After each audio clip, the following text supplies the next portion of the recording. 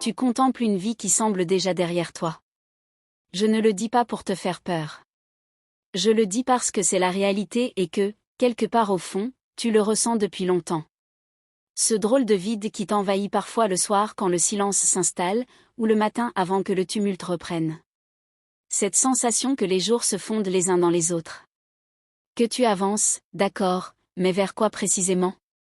Que tu fais ce qu'on attend de toi, pourtant il manque un élément crucial, quelque chose que tu n'arrives pas à identifier clairement. Ce quelque chose, les stoïciens l'appelaient vivre endormi.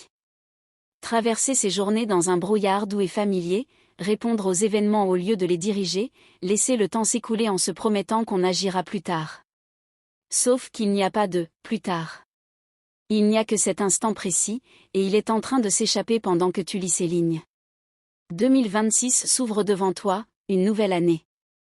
Je sais ce que tu te répètes intérieurement, parce que je me le suis répété pendant des années moi aussi, cette année sera différente. Cette année je vais vraiment m'y mettre. Cette année je vais changer pour de bon. Mais soyons honnêtes, tu t'es déjà dit exactement la même chose l'année dernière, l'année d'avant, et probablement plusieurs années avant encore.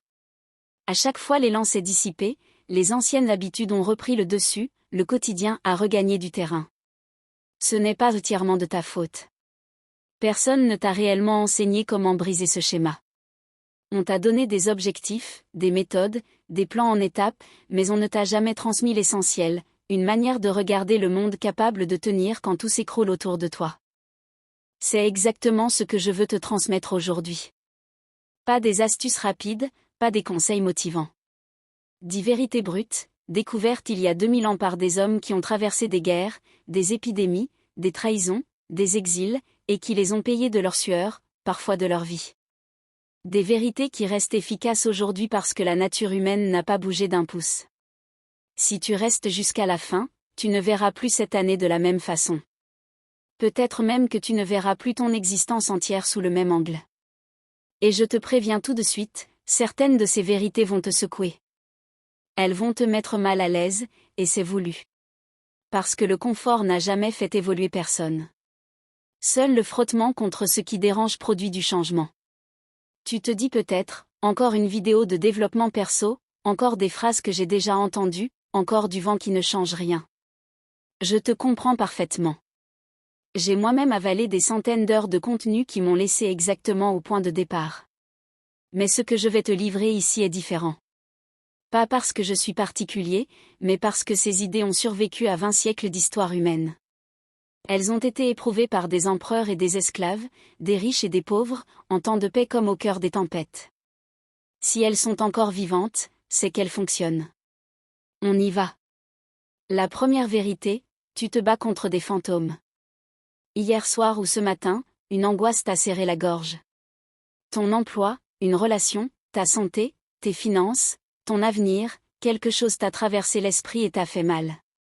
Demande-toi maintenant, est-ce que cette menace était réellement en train de se produire à cet instant précis? Dans 9 cas sur 10, la réponse est non. Tu gaspillais ton énergie, ta sérénité, ta joie à combattre un adversaire qui n'existait pas encore ou qui n'existera peut-être jamais. Sénèque écrivait à Lucilius, tu souffres plus dans ton imagination que dans la réalité. Ce que tu crains te fait plus de mal que ce qui arrive vraiment. Pense au nombre de nuits blanches passées pour des catastrophes qui n'ont jamais eu lieu. Au nombre d'heures à faire tourner en boucle les pires scénarios dans ta tête. Et même quand le coup est réellement arrivé, était-il aussi terrible que ce que tu avais anticipé? Souvent non. Face au réel, tu trouves des ressources insoupçonnées. Face à l'imaginaire, la peur reste là, immobile, et te vide sans que tu puisses riposter. Dès que l'anxiété grimpe, pose-toi cette question, est-ce que je peux faire quelque chose de concret là, maintenant? Si oui, fais-le immédiatement. Sinon, relâche. Ce n'est pas, encore, ton combat. Peut-être même jamais. Tu n'as pas assez de vie pour la dilapider contre des ombres. J'ai connu quelqu'un qui a passé 6 mois à angoisser pour un licenciement qui n'est jamais arrivé. 6 mois à imaginer les conséquences, à calculer comment payer le loyer, quoi dire à ses proches, comment rebondir. Et finalement rien. L'entreprise a redressé la barre, son poste n'a jamais été menacé. Mais ces 6 mois, lui, il les a vécus. Dans sa tête, il avait déjà tout perdu. Il a sacrifié du sommeil, de la joie, des moments avec les siens pour une réalité qui n'existait nulle part ailleurs que dans son esprit. C'est le vrai prix de l'anxiété, du temps de vie volé, des instants de bonheur transformés en souffrance inutile. Et même si le licenciement avait eu lieu, toute cette inquiétude préalable n'aurait rien empêché, rien amélioré. Elle l'aurait juste fait souffrir 2 fois, une fois en anticipation, une fois en réalité. Deuxième vérité, celle-ci risque de te piquer un peu. Tu crois vouloir être heureux, mais en réalité tu veux surtout être confortable. Si tu voulais vraiment le bonheur, tu ferais ce qui rend heureux, dormir assez, bouger ton corps, passer du temps avec les bonnes personnes, exercer un travail qui a du sens pour toi, arrêter de te comparer, vivre selon tes valeurs profondes. Tout le monde connaît ces ingrédients. Pourtant presque personne ne les applique vraiment. Pourquoi ? Parce que le bonheur demande de l'effort et de l'inconfort.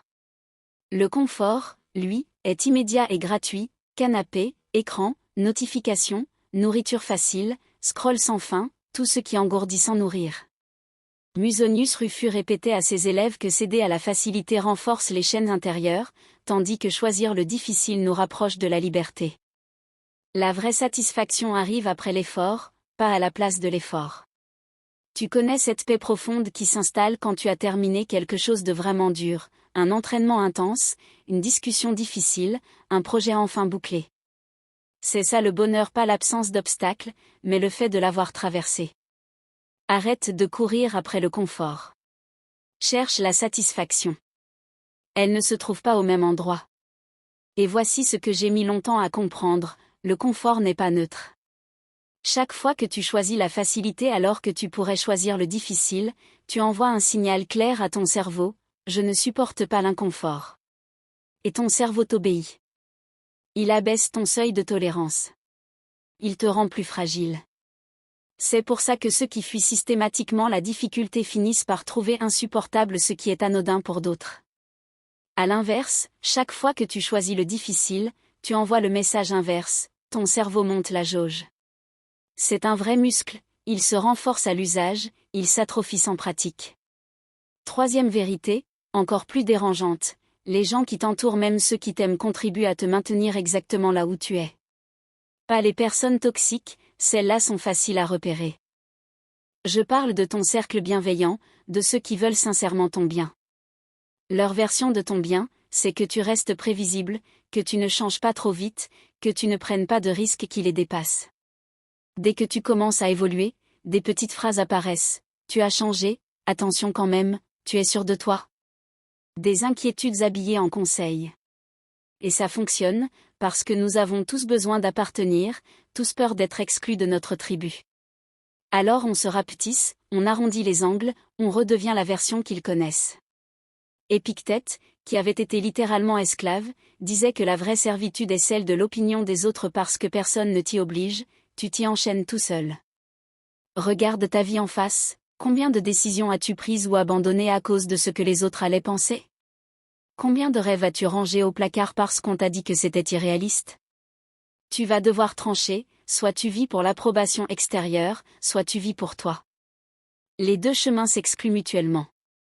Les gens qui te jugent quand tu changes ont souvent peur de changer eux-mêmes, ton mouvement leur renvoie leur propre immobilité. Ceux qui t'aiment vraiment finiront par s'adapter. Et tu n'as pas besoin de faire une grande déclaration ni de couper les ponts. Il suffit d'ajuster discrètement ton emploi du temps, moins avec ceux qui te tirent vers le bas, plus avec ceux qui te tirent vers le haut, ou avec des livres, des podcasts, des communautés si tu n'en as pas encore autour de toi. Petits ajustements progressifs. En quelques mois, ta vie aura pris une autre forme, sans drame. Quatrième vérité, tu n'es pas tes émotions. Ça paraît simple dit comme ça, mais observe comment tu vis au quotidien. La colère monte, tu deviens la colère, tu dis des choses que tu regretteras, tu prends des décisions impulsives. La peur surgit, tu deviens la peur, tu fuis, tu te figes. La tristesse t'envahit, tu deviens la tristesse, le monde entier te paraît gris. À chaque émotion intense, tu perds le volant. Les stoïciens comparaient l'esprit à une citadelle imprenable de l'extérieur. Seuls tes propres jugements peuvent t'ouvrir les portes. Ce n'est pas l'insulte qui te blesse, c'est ton choix de lui donner du pouvoir. Ce n'est pas l'échec qui te définit, c'est ton choix de le laisser te définir. Entre ce qui t'arrive et ce que tu en fais existe un minuscule espace de liberté totale. Pour l'exploiter, il faut d'abord le voir, ralentir, observer l'émotion monter, culminer, puis redescendre comme une vague. Tu n'es pas obligé de sauter sur chaque vague. Tu peux la laisser passer.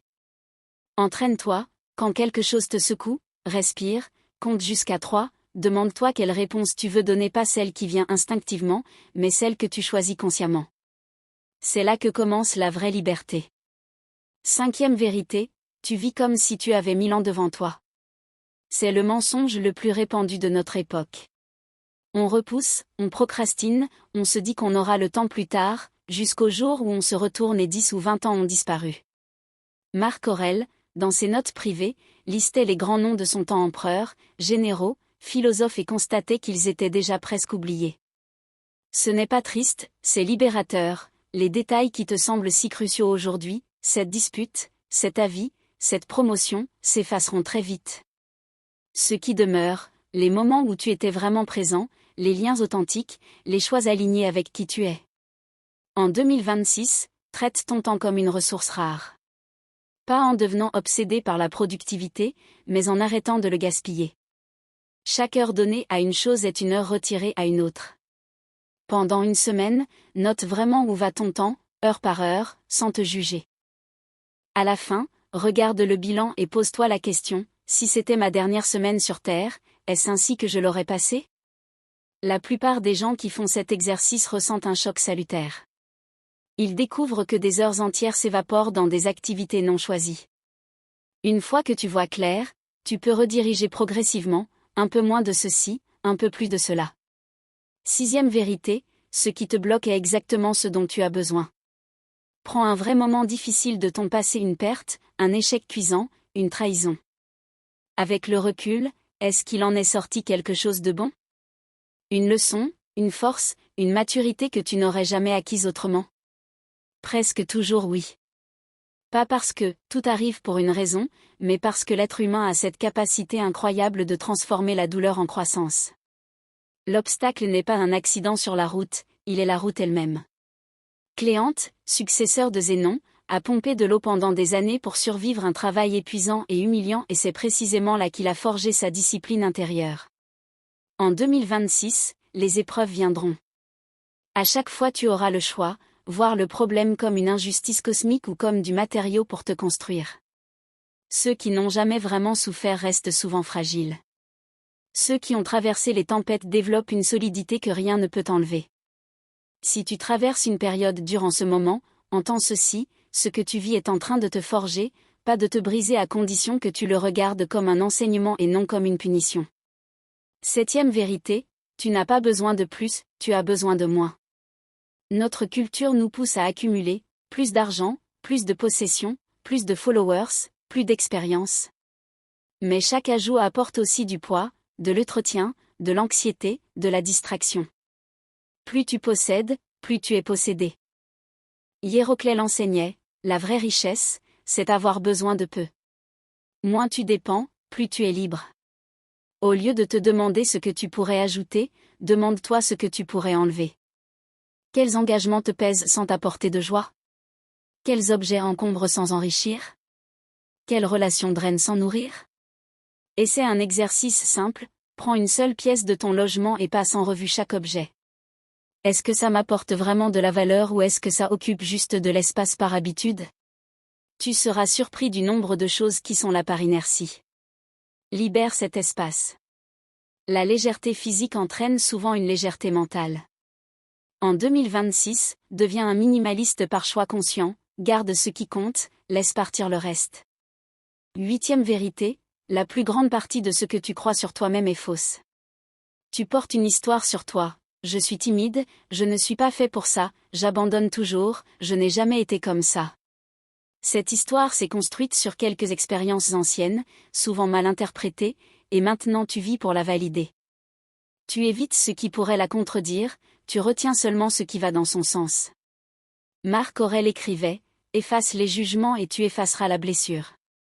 Ce que tu crois être n'est pas ce que tu es, c'est ce que tu as choisi de croire. Et une croyance, ça se modifie.